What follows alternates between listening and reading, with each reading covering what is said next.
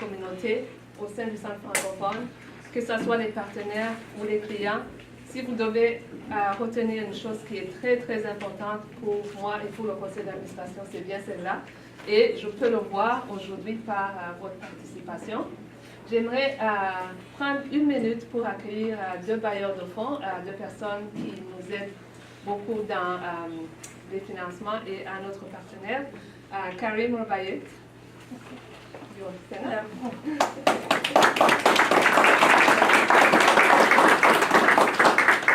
Karim is a precious founder from United Way, and she's a great supporter for Centre francophone de Toronto.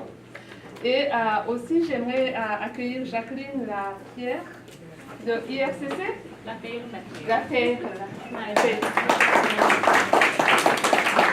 Elle vient de Citoyenneté Immigration Canada, puis elle nous soutient beaucoup.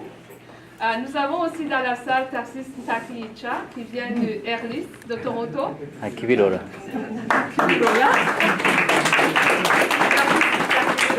Et aussi un partenaire très privilégié. Nous avons aussi des bailleurs de fonds qui se sont excusés. Vous êtes tous des vrais partenaires pour nous et importants pour le Centre francophone. Donc, je vais prendre quelques minutes pour vous parler des points saillants de notre plan stratégique, des points marquants de l'année. Et c'est dans le rapport général, le rapport annuel, je ne peux pas vous parler de tout ce qui est là. Prenez la page 7, s'il vous plaît. J'espère que vous allez prendre le temps de lire le rapport annuel. Donc, un des points saillants pour nous cette année, pour le Centre francophone et pour le conseil d'administration, ça a été la restructuration majeure, une restructuration des services internes du Centre francophone. Et la raison pour laquelle le conseil d'administration avait entamé ce processus, c'était pour aligner les services du Centre francophone et pour accroître l'efficience et l'accueil des clients du Centre francophone. Donc, pour ce faire, nous avons créé 5 directions qui existaient ou qui existaient différemment. La première direction, c'est la direction des services d'emploi, d'aide juridique et de l'établissement, qui est dirigée vaillamment par Aïssa Notou. Vous ne la voyez pas, mais elle est ici dans la salle. Le service de l'emploi, de l'aide juridique et de l'établissement étaient des programmes séparés et nous avons réalisé que c'est la même clientèle que nous desservons dans ces secteurs.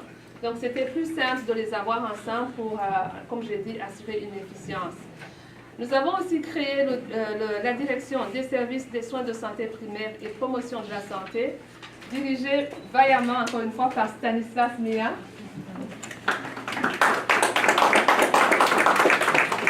Qui lui-même est médecin de formation de l'étranger. C'est la première fois que le Centre francophone a un directeur à temps plein ou une direction à temps plein pour son module. Ce que ça a fait, et je pense que vous l'avez vu, c'est beaucoup la stabilisation des ressources humaines. Je profite de l'occasion pour vous dire, même si c'est dans cette année, que nous avons été capables d'embaucher des médecins. Nous en avons même en réserve, si vous pouvez le croire. Donc, la troisième direction que nous avons créée, c'est la direction des services de santé mentale, enfants et adultes, et développement de l'enfance. Encore une fois, la santé mentale et la direction des services de l'enfance, le développement de l'enfance étaient des programmes séparés. Et nous avons procédé à cet alignement pour, encore une fois, assurer l'efficience et un meilleur accueil des clients et des familles, dirigé vaillamment par Ketsa Maseus.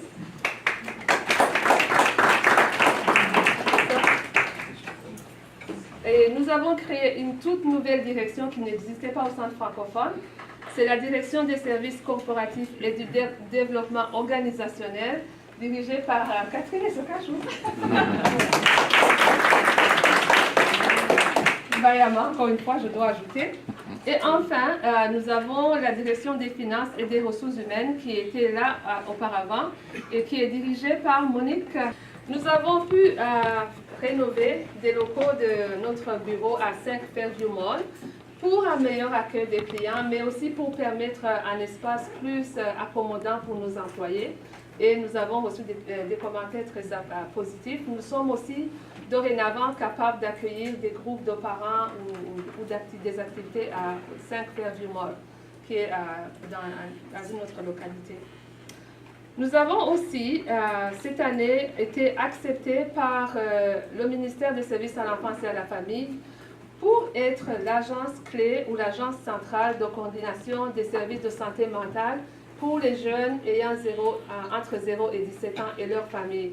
C'est un nouveau rôle qu'on a toujours joué, mais le rôle n'était pas officiellement reconnu. Alors, présentement, nous travaillons avec une agence qui s'appelle East Metro Youth Services.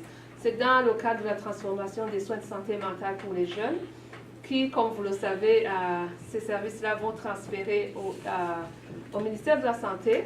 Donc, nous ne savons pas exactement comment le rôle va se poursuivre, mais nous espérons que nous allons pouvoir travailler avec les représentants gouvernementaux pour garder ce rôle qui est très clé pour la francophonie. Ce que ça veut dire, c'est que chaque parent, chaque service en santé mentale ou demande de service en santé mentale, techniquement, pourrait être reçu au centre francophone. Pas pour dire que le centre francophone peut desservir tout le monde en santé mentale, c'est impossible, mais au moins pour être capable de coordonner et de diriger la personne vers le bon service. Et donc, à l'externe, le centre francophone a créé un regroupement de partenaires francophones pour discuter des meilleures stratégies à déployer et pour travailler en collaboration sur le terrain afin de rejoindre efficacement la communauté francophone dans la grande région de Toronto. Nous avons déjà eu 3 rencontres. Je pense qu'il y a beaucoup de partenaires dans la salle. Je vois Oasis, je vois la CCO, plein de partenaires francophones qui sont très intéressés dans ce réseau qu'on a lancé en partenariat avec les organismes. La prochaine rencontre d'ailleurs aura lieu ce vendredi et sera dirigée par Julien. Merci Julien. Et donc on continue ce travail de collaboration avec les organismes francophones, mais nous nous sommes aussi déployés au sein des organisations anglophones pour certains. Et pour la première fois, nous avons tenu une cérémonie de citoyenneté au sein du centre francophone. Cela nous a valu une grande visibilité de la part des officiels, des gens qui... D'ailleurs, je pense que vous savez que le ministre de l'Immigration a aussi participé à un des événements du centre francophone. Donc, nous sommes très fiers de ça. J'aimerais d'abord inviter notre président à vous parler de ce qui est à venir dans l'année 18-19. Donc, au niveau de l'AGS, pour parler des succès pendant l'année, on a profité de ce soir pour présenter quelques projets qui sont sur notre table de discussion en ce moment. Vous avez la participation avec l'Université française d'Ontario. L'Université d'Ontario français, je me trompe toujours, excusez. Alors, comme M. Labrie l'a dit tantôt, c'est un projet intéressant et le Centre francophone de Toronto a vraiment une panoplie de programmes et de services qu'on pourrait offrir et travailler en partenariat avec l'université. Je pense que le message de M. Labrie était clair. Ça ne sert à rien de réinventer les services et les programmes. Nous avons déjà une bonne gamme bien établie et je pense que le Centre francophone serait vraiment un excellent centre pour offrir ces programmes-là et travailler avec eux. L'autre projet, c'est un projet au niveau du centre ici où est-ce qu'on aimerait centraliser les services et les appels. Donc, ce qui veut dire que quelqu'un téléphone au centre, vu qu'on a plusieurs services, il y a un point d'entrée pour la clientèle et ensuite on s'assure de vraiment bien diriger les gens vers le service ou les services qu'ils ont besoin ainsi que les programmes. Un projet qui date de longue durée et un qui est nouveau, c'est d'agrandir les services du centre dans la région de Peel. Ça fait plusieurs années qu'on travaille avec les bailleurs de fonds pour justement élargir notre mandat, qu'on puisse offrir les programmes parce qu'il y a quand même plusieurs francophones dans cette région-là. Et un qui est récent, c'est l'accueil à l'aéroport Pearson, qui est un projet vraiment intéressant pour les immigrants, que nous pouvons les recevoir d'une façon professionnelle. Et on s'assure aussi qu'avec ces deux services-là, qu'on puisse reconnaître l'importance des nouveaux arrivants francophones et vraiment les bien desservir dans la région. Un service qui serait intéressant à exploiter davantage cette année, c'est la mise en place de services à distance.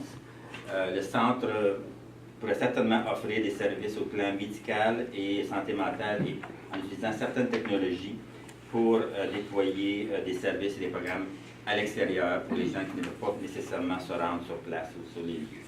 Alors ça serait des projets de l'avenir pour certains des projets de l'avenir, parce qu'on ne sait jamais qu'est-ce qui va nous arriver avec les changements au niveau du gouvernement. Alors, pour moi, c'est 4 projets sur lesquels le Centre travaille présentement avec l'administration. Au printemps dernier, le conseil d'administration m'a demandé d'initier un processus d'évaluation de notre plan stratégique. Et quand ils ont demandé ce travail, c'était que le conseil d'administration et moi-même voulons nous assurer que nous sommes en train de bien progresser à travers le plan stratégique du Centre francophone. Comme vous savez, il est échu en 2020, qui est aussi, l'année 2020 est critique et importante pour la francophonie parce qu'elle coïncide avec l'ouverture de l'Université française de l'Ontario. Alors c'est très important pour nous de nous préparer. Et aussi, le conseil d'administration voulait s'assurer que nous avons des indicateurs clés qui vont nous montrer que nous avons fait du progrès.